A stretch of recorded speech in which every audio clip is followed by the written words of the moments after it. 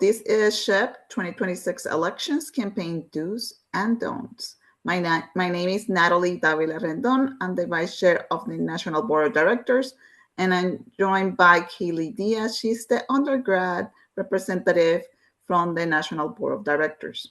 So today we're going to show a little bit of do's and don'ts, what you're supposed to do when you are doing a campaign.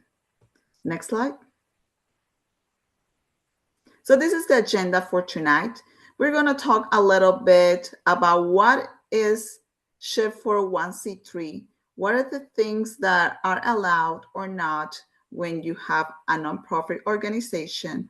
A little bit of the overview of the voting process, some of the campaign's do's and don'ts, and we're going to leave a little bit of time at the end of the meeting to have time for Q&As. If you don't have volume to ask your question, you can put it in the chat. William Davis, the chair of the National Board of Directors, will be monitoring the chat, and you can add any question that you have in there. Next slide. So first of all, SHPE is a 501c3. So what is that? So 501c3 is one of the designations provided to nonprofits. And to be able to withstand that designation and all the benefits that we obtain from that designation, there are several rules that we have to follow. Some of those are shown on the screens. For example, one of the things that we had to make sure is that the organization is not taking any sides when we're talking about politics. And I know right now things could be a little heated when people are talking for different election times or different politicians. So SHPE really doesn't get involved in that. You can have your opinions, but the organization doesn't take any sides. Also, support, comment, or protest politicians, laws, candidates, any type of protest really is not allowed using the SHPE logo. If you want to represent yourself, you can be part of that, and express your views. But you're not allowed to use the name of the organization for that protest.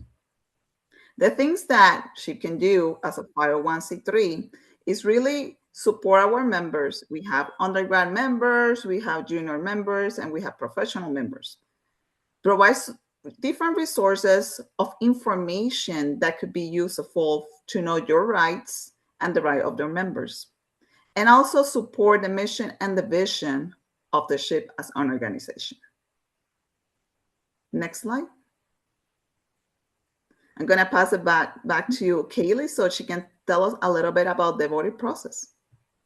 So you may have seen this little graphic from the different flyers and marketing materials that have been going out about the voting process, but voting does differ by member type, and your member type directly correlates to which elections you actually have a voice in. So for example, if you're a professional member, you're going to be voting for the NBOD professional role and then also RVP. If you're a graduate student, you get to vote for NBOD professional as well as NBOD grad and RVP and RGR. And actually, undergrads individually, as individual students, don't get votes. However, you are given a voice through the voice of your chapter. So in theory, this would be something like maybe you have a GBM and you would all gather, review the different materials of the different candidates that currently probably candidates are working on providing to our election staff. So the things like your videos, your bios, your answers to the different questions. So your chapter will review that and then make a decision. And then the president is actually the person who will be receiving the ballot and voting on behalf of the chapter. So then student chapters as a whole get a voice in NBOD professional, NBOD undergrad, RVP, and RSR. And then here are a couple reminders of different deadlines, including, when voting begins on April 8th, ends at the end of April, and then results will be announced on May 16th. And just a couple other dates that are not on the screen. Again, the nomination deadline is March 15th, and on April 3rd is actually the start of campaigning, which we'll talk a lot more about in the next slide. So this slide is just showing a little bit of the guidelines for the elections. And as you can see, we provide this information ahead of the time to any candidates that's also available. But one of the things that I wanted to emphasize is part of the do's and don'ts, what to do when you are in your campaign. So for example, when you're filling out your form, one of the things that the candidate has to agree is that you don't supposed to utilize any position. For example, if you're already in a SHPE position as a regional VP, for example, you don't supposed to use that position and utilize those resources to support a specific candidate. We want to make sure that we provide a platform for all the candidates and it's fair and they have access to all the same resources that other candidates have. So we don't want to provide an advantage from a candidate to another.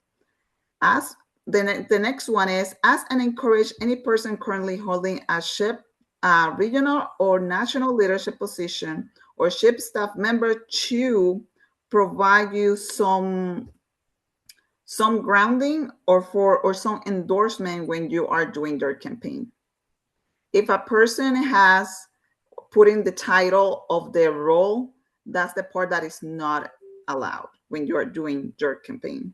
So you could request that a person maybe vote for you as a separate request.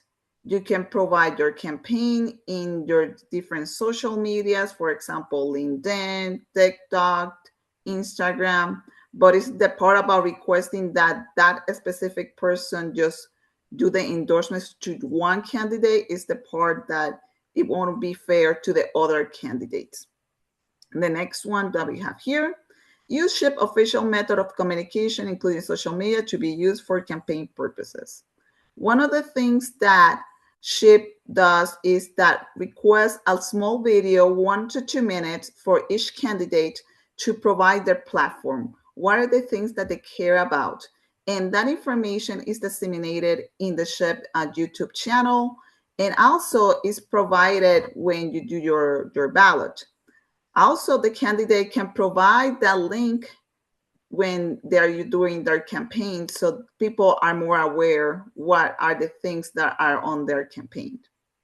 Let me see next one. Next one is use SHPE. Create the campaign materials marking, this is important, marking use the SHPE name and logo unless it includes text stating disclaimer. So it's important, like I mentioned before, we don't want anything that is political associated with SHPE because of the nonprofit part. And one of the things is that, to be fair, if you're going to use, you can use the logo of SHPE in your campaign, but you have to do a little wording that is this disclaimer that the use of the SHPE name or logo does not imply endorsement. So one of the things that you have to make sure that you put in all your campaign flyers, even all the social medias that you have, like your picture and maybe what you want to do or say about your campaign. The last part and the bottom part is, there's a question. Maybe after I read the last part, I will go to the questions. So the last part really talks about in this agreement about possible debates. So if for some reason people want to have a debate between, let's say, professionals, one candidate and another candidate, that could be arranged for Q&A if they decide so. And that obviously has to be arranged ahead of time with the agreement of staff and set up the date and time to have that opportunity to provide more information about their campaign and do that exciting, Q&A back and forth. Let's go to the questions. I don't see them. Let me see. I think there was a question around the second bullet. Yeah. The second bullet. Let me see. Does the second bullet point include other chapters not being able to promote one person? Yes, that's correct. I think we talked about this last year that, for example, if there is an undergraduate candidate, the chapter itself can say, for example, oh, these are all the candidates that are running for the undergrad position, and these are the campaigns that you can find more information. It's just the sponsoring or endorsement of just one candidate over other ones. That's the part that we want to prevent. At what point in the election do we get to see the other candidates? That's a good question for Ashley. I think that the time is because you submit when it goes live, when the campaign starts. Is that when you can the Yeah, other yeah, candidates can see yeah. others? We do a meet the candidates email where we'll introduce all of the people who are running.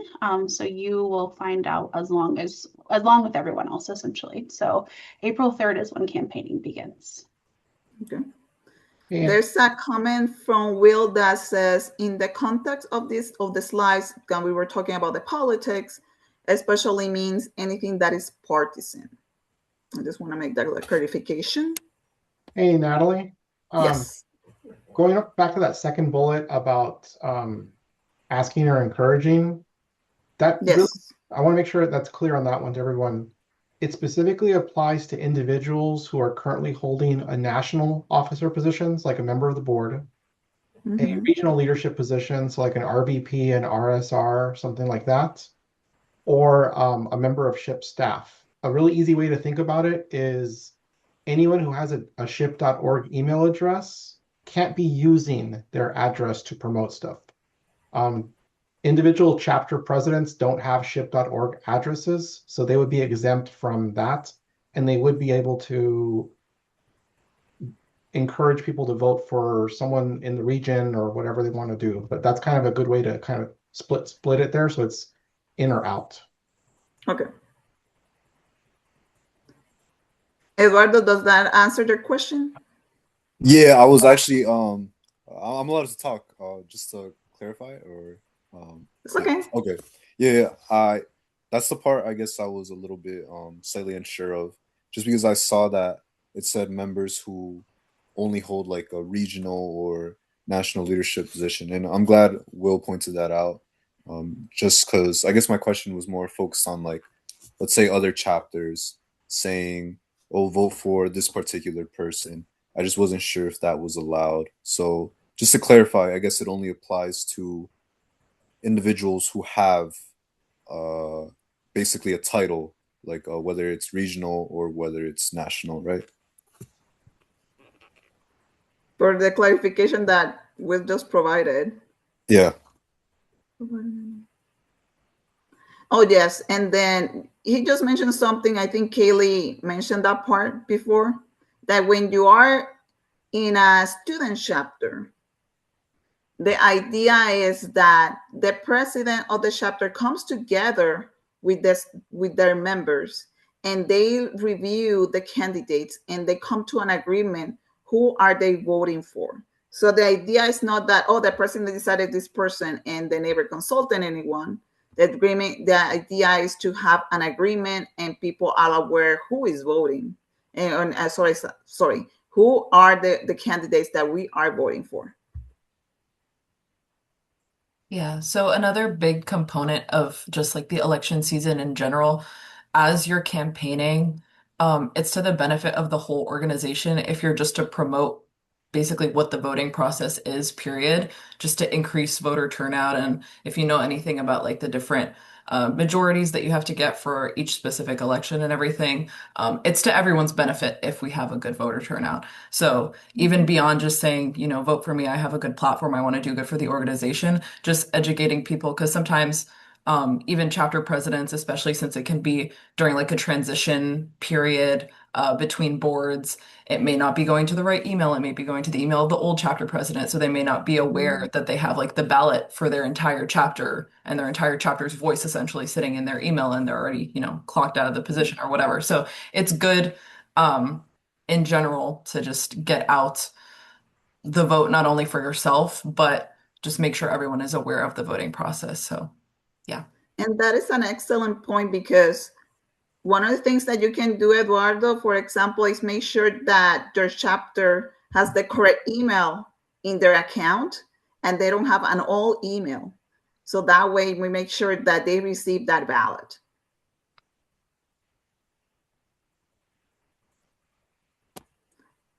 Any other questions from Stephanie or Eduardo? Or anybody on the chat?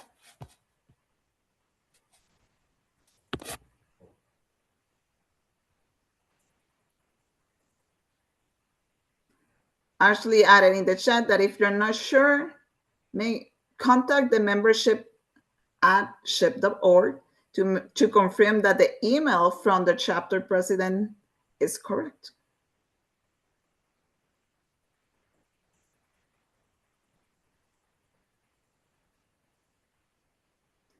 Yes, the question from Stephanie is, my understanding is that each student chapter gets 1 vote. That is correct.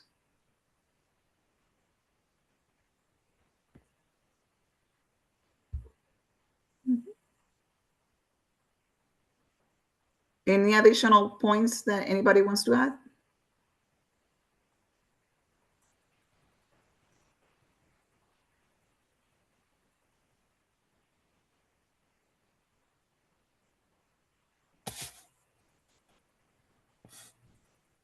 Okay. And I think that's the last slide, Kaylee, right? Yes, after this, it was just Q&A. Yeah, that was just the Q&A. So just to close, if there's no additional questions, make sure that you fill out all the forms for your nominations, that you have the people endorsing you that are actual pay members, and that you follow the do's and don'ts and the agreement, the agreement that we just showed in the screen. If you have any additional questions, you can contact a membership at SHPE.org or elections now at SHPE.org. We have a new email that people can contact us. Do you reach out to the endorsements list? That's a question for Ashley. So we do a verification process. And so it is checking, confirming their membership status. I do think that they do reach out. I think we do spot checking with all of the candidates to confirm that you are not just listing random SHPE members. So yes.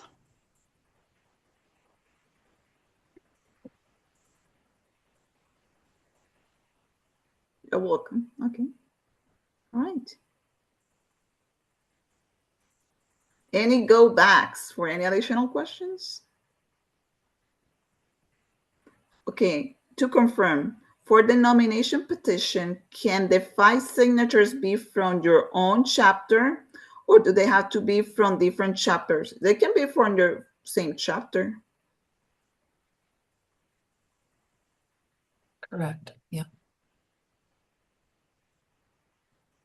They have to be from your membership type, though, correct? Yeah, that's the one caveat. I have a quick question. I was curious how the board of, I believe it's called the board of directors? Yes. Okay. I was curious how the board of directors, I guess, interacts with all the other members who will be elected, I guess, into these positions, what that dynamic is, just like the general work done amongst them all. So for the board of directors, we have different committees and subcommittees.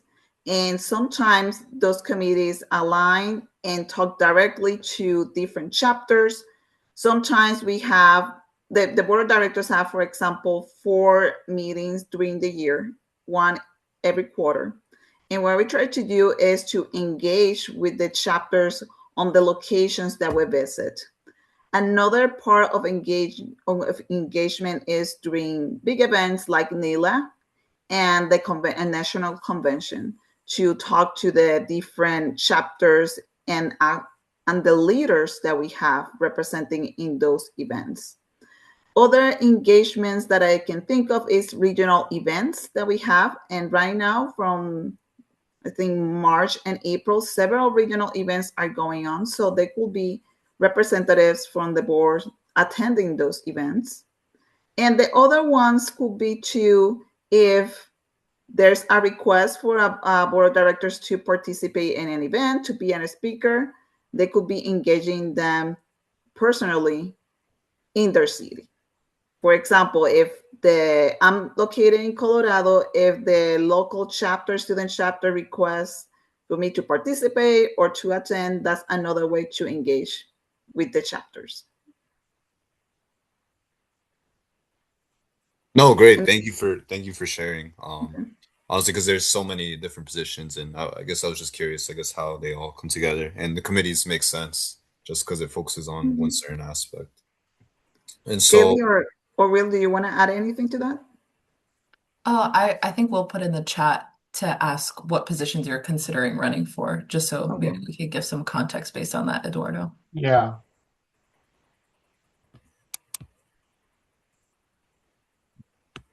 Eduardo, did you hear that? yeah, is it cool if I just talk instead of typing?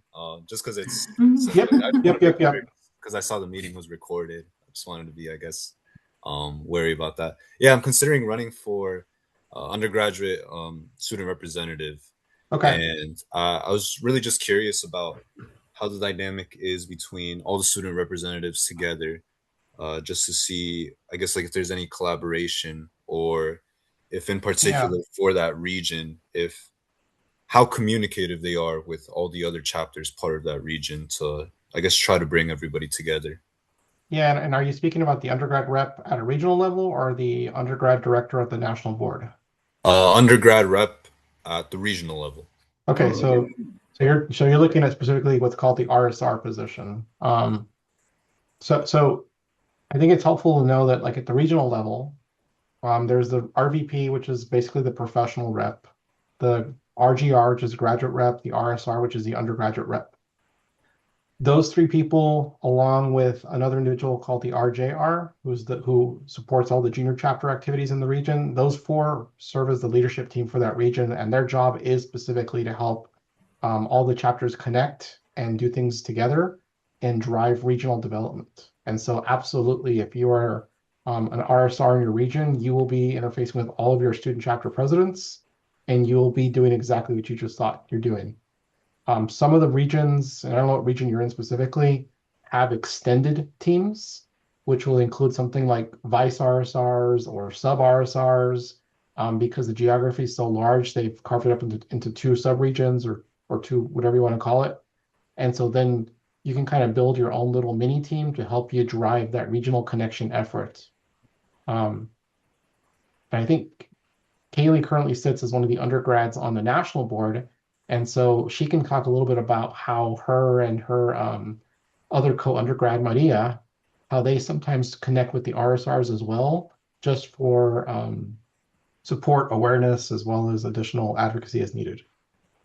Yeah. So depending, um, again on like Natalie shed some light on, depending on like your committees and your different involvements, it could your involvement directly with chapters and like what levels of people within regional teams you're talking to can vary. So, for example, me and my co-undergrad Maria, we sit in on the monthly meetings that the RSRs have with staff and sort of like give their updates. So we get since people on the board of directors, if you want to think of it like if you're on NBOT, it's more strategic and looking at things like more programmatically, whereas people on the regional team are more like boots on the ground, actually planning initiatives, interfacing directly with chapters, figuring out like their problems and actually like providing a solution right away. Whereas on the National Board of Directors, it's more of like a long-term effort, thinking big picture, and how to programmatically fix things, I guess. So we sort of sit in on those RSR calls to see, recurring themes, talk to them about the different initiatives that they're having. For example, Maria is Regions, I think it's Regions Chapters members champion, so she's more in the weeds of like figuring out what all the different regions are doing for their spring events right now, for example. Whereas I'm a champion for K through 12 outreach, so I also sit in on the RJR meetings of all the regions and learn about the different initiatives that they're having for Ship Junior and like Noche de Ciencia events, for example. So that's sort of the bridge between the board and those R roles. So I hope that clarified that a bit. No, yeah, it definitely did. And I guess a quick question about that is, I guess when trying to build these events of collaboration, are there any resources SHIP provides when actually organizing this? It could be like any resource in general. I was just curious. Like Noche de Ciencias funding or Um, yeah, I guess in regards to like funding or I've seen that I guess certain um areas I guess certain chapters within an area kind of come together do collaboration sometimes, and I was curious if that's kind of something they focus individually as chapters, or if SHIP nationally like provides some sort of resource to help that. um Yeah, absolutely. I think I can take this question. And so my name's Ashley. I am on SHIP staff. So what we have right now, so there is a regional budget. So there is funding that's available that the region has full discretion and, they determine how those funds get spent. But outside of that, we also have lots of chapter leader resources. We're really rebuilding and reviving some of our regional leader resources as well. So lots of support from a programming piece. We have an entire programs team that's here to support those efforts. But really, our goal, thank you, Alejandra, is also if you haven't met Miriam yet, is really just she's our connector. So when our regional leadership roles need support, when our chapter leaders need support, she's there to help support you guys, connect you into the staff that can help with the questions, the different needs that you have. But it's and she's done a very good job of making sure that there's lots of deep intentional connections there. So, yeah, and if that didn't quite answer your question, let me know. But we are here all day, every day to support our regional and chapter leaders to make sure that you guys have that space, the knowledge, the funding, and to make it as easy as possible for those connections to be made. Yeah, it definitely did clarify, Ashley, and I also remember emailing you I think last semester in regards to like reaching out for resources, and you kindly provided it. And Yep. I'm very glad you mentioned that, just because it was kind of like a flashback. Yep, And that was me. That was me. We have, and I know that having Miriam in that role now too means that we have a very dedicated person who's working to rebuild. And I think with Neela this year, you're going to see a lot of new upgrades and a lot more content in those resources spaces too. of course, and I was wondering if you could share that email, I guess, to get in touch with Miriam by any Absolutely. chance. Just chapters@ship.org. Okay, Make life thank you. easy. Yep, of course.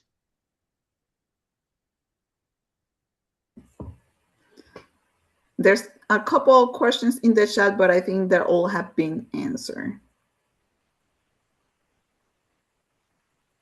Yep. And I'll add too that especially with these regional roles, it highly varies, I think, based on the size of your region, the distribution of your region. Like Will said, Mhm. if there's additional people on the like extended regional team. But it also is what you make of it. So if you really want to like go crazy, like create pools of resources for your chapters and like start a bunch of new initiatives, like you could go crazy with it. But all in moderation, obviously, don't burn yourself out. But Mhm. yeah, it's sort of what you make of it, and definitely more hours around those peak seasons again. And maybe also depends on like the kind of things that your chapters or your regions do in spring, with the funding that they have for spring events. Exactly. And Kaylee, now that you brought that up, I was wondering if you could potentially, I guess, list any examples of, I guess, some of those opportunities created or initiatives created, if there are any that you could remember of. Yeah, so in Region 7, which is kind of the thing that came to mind to make me mention it, in Region 7, they created like a resource pool. It was sort of like a raffle slash give anything helpful that you think could be like a knowledge share for basically all the chapters within the region. So people shared things like sponsorship packages, maybe just like advice from old chapter presidents that they had written down. It like varied in how formal or informal it was, but just to create a wide knowledge base to share out with all the chapters. And then the sort of incentive to it was that based on you submitted on behalf of your chapter as chapter president, you submitted on behalf of your chapter however many resources you wanted to. It gave you a certain amount of entries into a raffle, and it was for national convention registrations. So things like that. It's for the betterment of all the chapters within the region. You can get something out of it through getting a registration. But yeah, that's just one example that came to mind. And then also with like regards to specific spring programming, uh, Region 7, and I know a couple other regions too have like SHPTina's conferences, or other different types of like conferences that they have. Region 7 also did like a ship Pilates thing, if you can't tell I'm from Region 7. So um, yep. Hope No, that. yeah, that sounds great. That's definitely, I guess, something that's kind of besides the Pilates and everything else, that's pretty cool. That's something like that kind of makes me want to, I guess, run for a position just to, I guess, increase the collaboration or increase the sense of community amongst like the region. You mentioned like wonderful things in Region 7, and I definitely want to see if that could be possible for Region 5, from Region 5. And so, yeah, that's very exciting to hear, I guess, that with these positions, I guess, what can happen, I guess, when someone's in them. Awesome. Yeah. Yeah, so there are different events for Region 5, so be on the lookout. Of course, of course. And I think those are all my questions at the moment. But if I have any questions, I would email elections. Yes, Correct. election@ship.org. Okay. All right. All right. Thank you so much for taking the time. I greatly appreciate it. The clarifications helped a lot. And thank you for sharing. All right. Well, thank you for being here. Thank you, Kaylee, Ashley, and Will, and Alejandra, because I saw her there too. Stephanie, if you have an additional question, just let us know at elections@ship.org. Thank you. Have a good night. Great. Thank you guys so much. Sorry I couldn't really speak. I'm leaving one of my classes right now, so I've been kind of in the meeting while finishing up my lecture. But you guys gave me a lot of information. I just have one final question. I've already typed up my email to Miriam, but should I also reach out to the RSR, like I guess Region 4 at ship.org, or should I just go through? Go ahead and reach out to Miriam, Chapters and so first. she can just do a soft intro for you, and just make sure that you get connected in the best way possible. Okay, thank you guys so much. I really Yeah. appreciate it.